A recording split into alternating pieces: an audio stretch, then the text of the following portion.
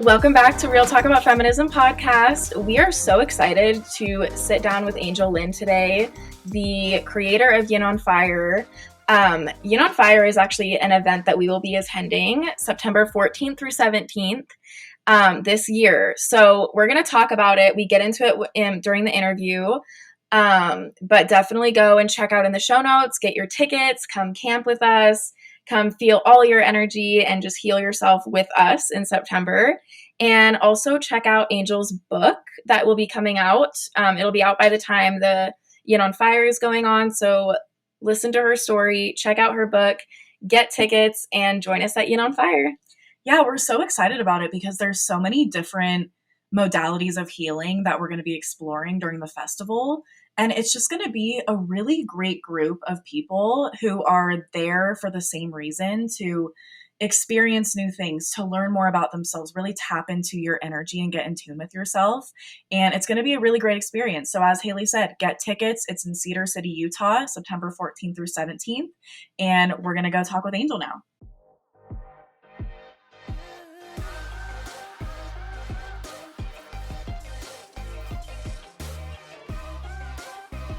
Angel, we're so excited you're here. We have so many exciting things to talk about.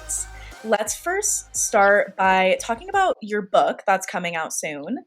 And it's called Soul-U-lar Evolution. And I'm very intrigued to hear about what started your personal healing journey and how that's going to tie into Yin on Fire. Thank you so much. I'm excited to be here with you beautiful ladies, and I'm grateful for what you're doing for the world and how you're being. Thank you for showing up the way you do. My book, called Soul-U-lar Evolution, A Mormon Woman's Transcendent Journey to Love, will be out on Amazon by September 14th. It is a memoir and self-help book, and the story begins in 2016. So I got to give you a little prep background. I was born and raised in southern Utah. I was raised as a member of a very strong religion. It was my whole life and identity. I graduated from college. I went away to Hawaii and went to school there, and I met a student there, and we got married, and we both went to graduate school. Then I birthed 5 sons in 8 years. Oh, wow. And it was quick, but according to my upbringing, I was doing all the right things. I was going to church. I was being faithful. I was teaching at church. I was having babies, married, all of those things. And so everything in my life centered around my church identity and church teachings. And yet some of the things I was experiencing were that I wasn't really happy in my marriage, but I kept telling myself, like, endure to the end, keep loving and serving, and you guys will grow together. Like, you will learn to love him. Just keep working at these shared goals. And so I did. But by age 38, in 2016, I had stage 2 adrenal fatigue, Hashimoto's, which is an autoimmune disorder, chronically elevated cortisol levels, and I was pre-diabetic. And my doctor showed me these reports. And it was like, I don't even know how you're getting out of bed every day. And I was getting out of bed from guilt and shame because I felt like I was failing, like I was not good enough. And I thought, because of my programming and conditioning, that I had to do more and that I wasn't being worthy. Like there was some commandments I wasn't keeping, or there was something I wasn't doing enough. And so sometimes I would be getting up at 5 or 6 in the morning to start my day just to do everything right. And all the pressures and expectations of my religious culture only were added to by society.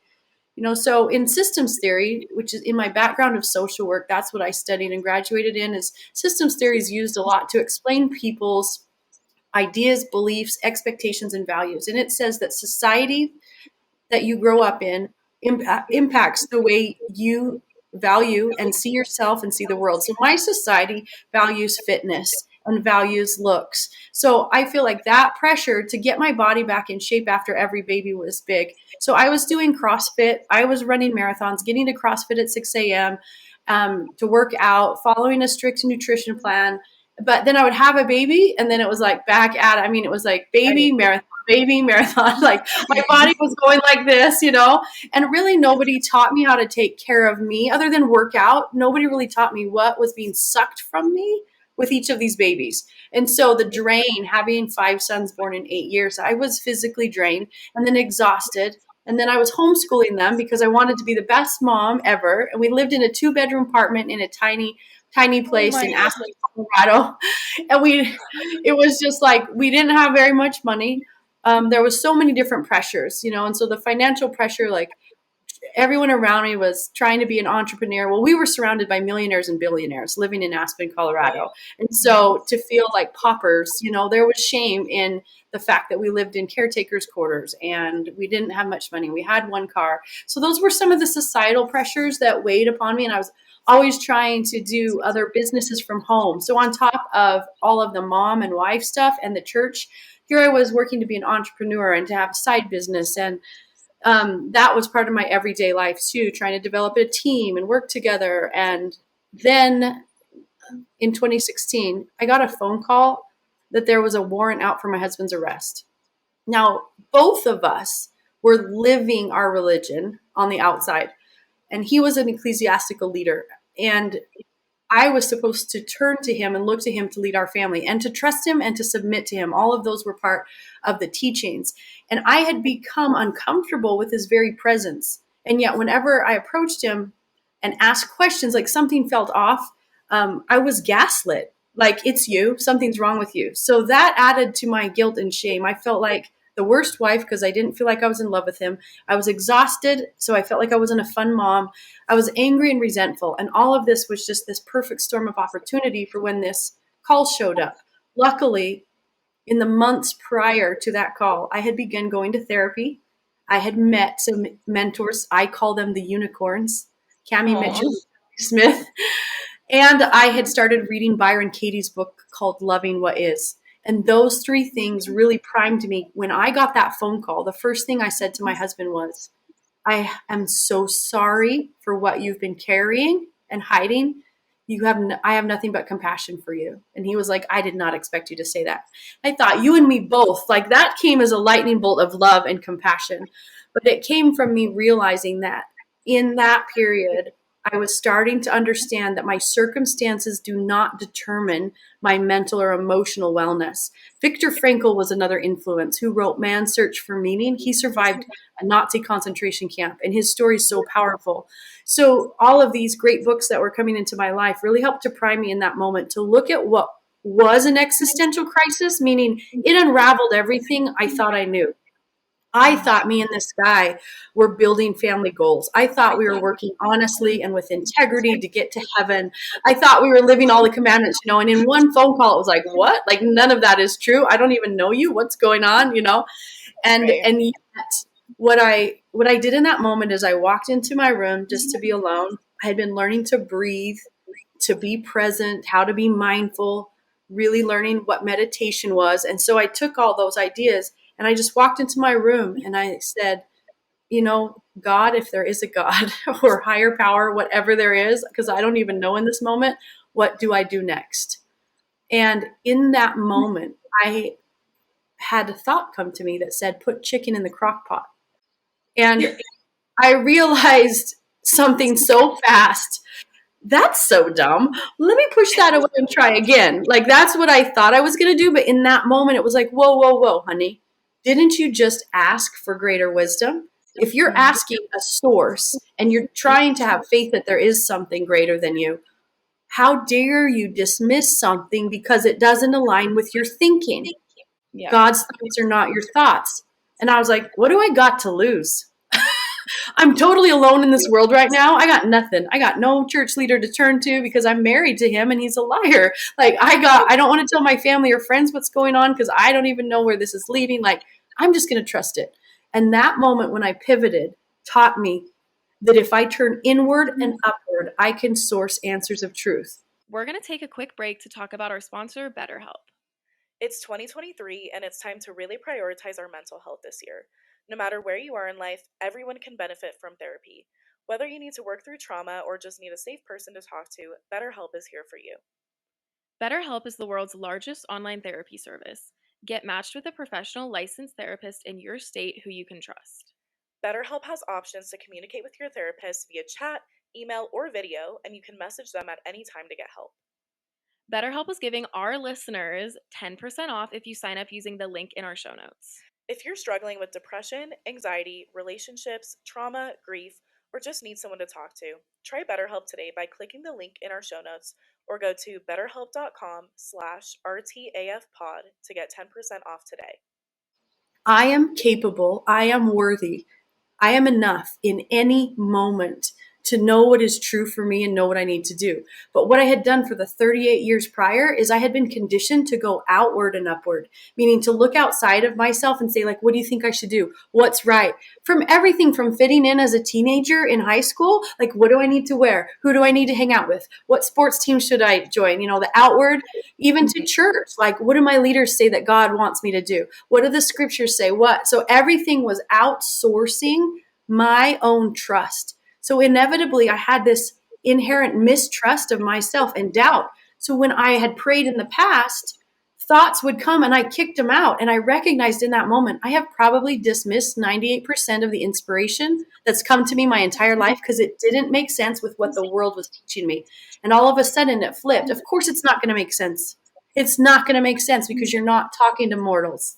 So I walked into the kitchen and I just started putting chicken in a crock pot. Okay, let's see where this leads. I was thinking like some greater solace or comfort was going to come to me or something, you know. But as I did it, I said, look over and there's the 5 kids I have. They're innocently playing. They have no idea that my life is crumbling. And it was like, oh, Spirit, that's right. I have kids that are going to need to eat dinner. You're brilliant. And so I just kept doing that. I would pause and say, what do I do in this situation? Or what is true? And I began to practice going inward and upward. And what it led to was this intense unraveling of my whole life. I discovered I had a serious ego identity. And my ego was built on trying to prove and earn my worth and value, trying to be righteous, trying to be seen as good, trying to be liked by others. That spirit that I kept turning to said, Angel, you worship the reputation of your ego. You worship your own reputation more than listening to what your soul is trying to say to you. So from 2016 on, I have been turning inward and upward and just presenting to that spirit, here's what my mind is telling me I should do, think, or feel. And I call that my ego. I call that my mortal programming. Okay, here it is. Now, what is true? And so constantly separating, here's what I'm telling myself, what is true about anything, about judging, perceptions I have about people. Here's what I'm telling myself, what is true. About frustrations with my children, I talk to the spirit before I talk out loud. And I begin to develop spiritual gifts and perceptions, the ability to behold people, to really look at someone and not be distracted by what they say, but to feel what they're feeling. Like my abilities to be empathic showed up and to see and hear people's hearts and have compassion for them, to be able to trust my gut. One of the amazing things that happened is I discovered our human bodies are a vessel of truth. They cannot lie. And I made the connection that there are lie detector tests. There's polygraph tests out there that are given to distinguish whether someone's telling the truth or telling a lie. And it's based on physiological changes. But I had never been taught. Every one of us can do a polygraph test on ourselves. All you have to do is notice when you are under the energy of fear, experiencing an emotion that is linked to fear, like anger is a mask for fear. Judgment, resentful, lonely, sad, like all these different emotions that are really rooted in fear, your physical body tenses. It will tighten. For you to discover this, just ask yourself, where do I feel it in my body when I'm nervous, anxious, stressed? Everyone I ask can tell me. A lot of people say that it's in their guts. Some people say it's a tightness here in their chest. Others say here they get like knots in their necks and shoulders. Some people feel it in their head. Everyone can identify where they feel it when they're in fear or stress. Well, if you can notice that, you can start to pick up on when fear energy is present. Fear is a liar. So there is something that you're thinking or believing that is not in alignment with truth. So you find your source of truth and go to it and ask, whatever that is. My source of truth doesn't care what I call it. It answers me every time. Whether I call it the Great Spirit, God, Heavenly Father, Heavenly Mother, like I play around and I'm like, whoa, every time it lets me know. So it distinguish. I mean, nature doesn't lie. It's a source of truth. So I began to notice the opposite would happen when truth and love come into my thoughts and beliefs. The physical body expands and relaxes and opens up. And so my body, your body, is like a GPS system that can help witness to you when you're on target or on track with truth and love, or when you're headed down a path of fear and self-deception and anger and ego and contention and all of that. It's very much like listening to music. So to make it understandable for our listeners, anyone I talk to, I ask them, what do you notice in your body if you're listening to music and an instrument's out of tune or someone's singing off key? And people will always just do this cringe. They'll like their shoulders shrug. And even if it's not musical people, they don't consider themselves musical. They're just, their body does that. And I'm like, that sensation is what I want you to become acutely aware of happening when you are in fear or lying to yourself, saying a negative thing about yourself, or you're in the presence of someone else doing that to you, or judging you, or being unkind. Notice that your body does that tension. Just like when music's out of tune, your body's saying you are out of tune with truth. You are out of tune with love. And then I say, what do you feel when you're listening to beautiful music where the harmonies just blend? Like an incredible blend of a string instrument and a piano, or an alto and soprano. Like literally we get goosebumps. We get that expansion feeling. Sometimes the hair will raise on our necks, but it's that opening. That is saying your body is in tune, is feeling that the frequencies around you are in tune. So these are just a couple of the examples of the perceptions that came to me through this incredible spiritual awakening, and how I began to navigate my life from within. And as I did, I found that it became easy to be love. It became easy to parent from love instead of fear. And that was a huge pivot. When I was a fear-based parent, I was angry a lot, frustrated, criticizing always, because I wanted to get my kids to do the right thing. And so I was pushing, pressuring, trying to make everybody be perfect so we could all get to heaven. When I pivoted and became unconditional love, it just elicited the very best behaviors from my kids. They felt safe, they felt seen, they felt respected. Their emotional intelligence has just blossomed. And I love that they say to me, you are not the same mom you were a few years ago. And we love talking to you. So those are some of the beginnings. As I was developing these gifts, I began to recognize people were flocking to Southern Utah to move here. And they would say things like, I never expected to move to Utah. We were just driving through and decided to stay. Or, this isn't what I envisioned, but we feel called here.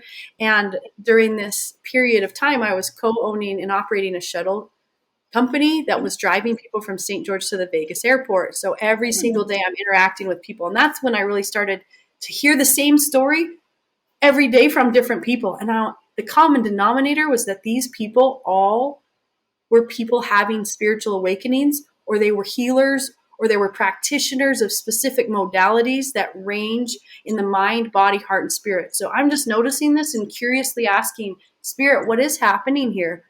And I had a strong feeling that people are being called here for a reason, to gather together for the purposes of healing. And so at one point I asked, well, Spirit, what would you have me do? And the impression came to gather them together for a collective healing experience. Shortly after I received that, I was like, okay, I'll do it. Even though I don't know what it looks like, I was clear on the what. Yeah. So when I receive a what, I recognize it. I breathe and receive it, physically breathe it in to allow it to come into my body. And the next question I ask is, where do you want me to go? That I can find the people, the resources, the skills I need to accomplish the what. And this is what I call co-creating miracles with God, is that if I will stay focused on asking, what would you have me do and where do you want me to go? I will be led, and that great spirit will deliver the how and the why. I don't have to work at it or stress or struggle, because the how just shows up. Like if I'm walking in that direction, following the what and the where, that's the path I'm on, the how just rolls right in front of me. And here's what happened. One of my friends owns a venue in Cedar City, Utah, outdoor venue, 65 acres. And he says to me one day, Angel, if you ever want to do anything on my land, let me know. Whoa, there it was. Like where do I gather all these people together? And here it was handed to me. I would have never just come up with, hey, can I just borrow your land? Like, Right. as I sat with that, then what was it to be? Strongly the message came, Yin on Fire was the title. Yin meaning the feminine energy in all of us, like the yin yang combination that creates a whole. Yang is known as masculine energy and yin is referred to as feminine energy. And it is said that every body holds both types of energies. We are programmed and conditioned in our society, whether you're a man or a woman, to have that energy suppressed and demeaned and made uncomfortable. Like you're too emotional, and both people suffer from the conditioning of the world and the abuse and the neglect and the lack of honoring what yin energy is. So as I have fueled that connection within myself, I realized in my first marriage, which ended, I was highly masculine in my energy. Because I was a doer trying to climb that stairway to heaven, I was very masculine. I did things in force and not in flow, and I wasn't good at receiving. And so I began to stoke and nurture that feminine energy, and that's what I'm passionate about. As I did so, I made space in my life for the men in my life to have their feminine energy. Those 5 sons I have, I made it safe for them. You are an emotional being. You can express that. I got into a new relationship. I've been in 5 years and it's beautiful. The harmony and the balance between our yin and yang is so sacred and so passionate and so sexy and so epic that Yin on Fire is about stoking that feminine energy, healing the wounded parts of us through different modalities. So the vision is to come together on this land September 14th through the 17th. You can camp on site, you can bring a trailer or an RV, or you can stay in a hotel nearby. And for 4 days and 3 nights, we are going to offer you over 100 workshops from gifted providers who are teaching healing modalities, and you get to see, hear, and experience maybe things you've never heard of or you've heard of but you don't really know what they look like. And so to get to watch someone present, give the history on it, demonstrate it, you get to experience maybe there's something calling to you that could benefit your healing journey, whether it's a mental, emotional, physical, or spiritual thing you're looking for. You get to experience all of that. This is like, to me, I think this is the equivalent of a decade of therapy. So my background is in clinical therapy. And I know that you could go 1 session a week for years to work on stuff.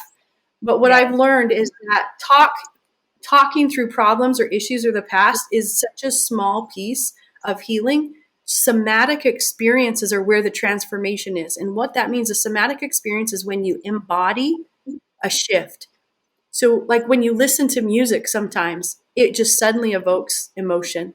Have you ever listened to a song or even seen a movie, like a scene in a movie, and then the music comes on and all of a sudden you start crying? Yes. Sound and movement are 2 things that move stuck emotion. So there's emotion in our body from memories, from the past, from traumas that's just sitting there.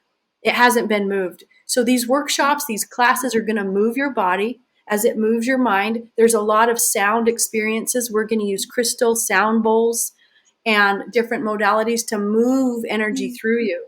Some examples of the workshops that we're having will be teaching about astrology, the use and power of crystals, ecstatic dance. This is so fun. What does that mean, ecstatic dance? It means you get to dance like nobody's watching. Yes. I love that.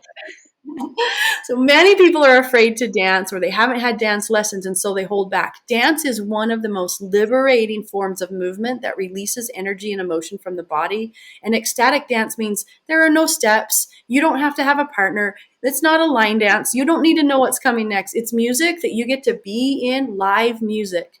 We have Yaima coming from Canada, and Ruby Chase, and Penn Johnson, and Stella Standing Bear, and Mr. OK, and The Last Light, and many more coming to play live music. And you get to move your body according to what it's telling you to do, to move, to heal. We're going to do goddess and guru yoga. It's a special kind of movement that stokes the yin and the yang energies. So fun. We're going to have shibari. You got to look that up and see what that is. Hypnosis. art, healing, Tibetan medicine, a human mandala, aerial yoga, metaphysical healing, tantra, physical healing by holistic healthcare practitioners, breath work and the reasons for using it. It's such a great substitute for caffeine or Wow, antidepressants that's or cool. anxieties. You can use your breath to stimulate energy and to revitalize yourself. Womb healing, equine therapy. We have an incredible presenter that's going to demonstrate with his horse how to, when horses behave a certain way that really mirror our nervous systems, but they can't hide it or they can't lie. So as you're watching Wes Taylor work with this wild Mustang, you get to see in yourself how you go into fight, flight, or freeze, just like the horse does. And it's so insightful, it's powerful. And then he teaches us how to calm our own nervous systems and be present and make ourselves safe. We're going to do shadow work. There's a labyrinth that has been built on the land with a meditative space. A labyrinth is a walking meditation. So there's a quiet area for you to go and sit and have some solo time and journal and just be so many things: relationship healing, personal development, cold therapy, sound healing, human design, soul regression, meditation yoga. And if you need a little adrenaline, there's a man-made lake with a 200-foot water slide that launches you into the lake, and a zip line that you can drop into the water, and a diving tower and a rope swing. So I think we got it all covered. Yes. No, I think so. There is like so much to offer, and we are really excited because to all of our listeners, Kenz and I will be there, and we will be leading a workshop about cultivating self-love and like being in tune with your energy. So we will be there, and we will be there camping. So to all the listeners out there, if you guys want to join us, we will be putting all the information in the show notes, and like on Instagram, we'll be putting a bunch of information out there for you guys so you can get your tickets, and then we can have our Real Talk About Feminism little camp area, and we can all just join in this healing energy together. And it's just going to be so amazing. And I will say, I've been to the venue for something different, and it's so cool. It's so fun. It's a really like beautiful space. And I think the area that it's in really offers like a quiet area to like reflect and be in your energy and just connect with everyone around you. So I'm very excited.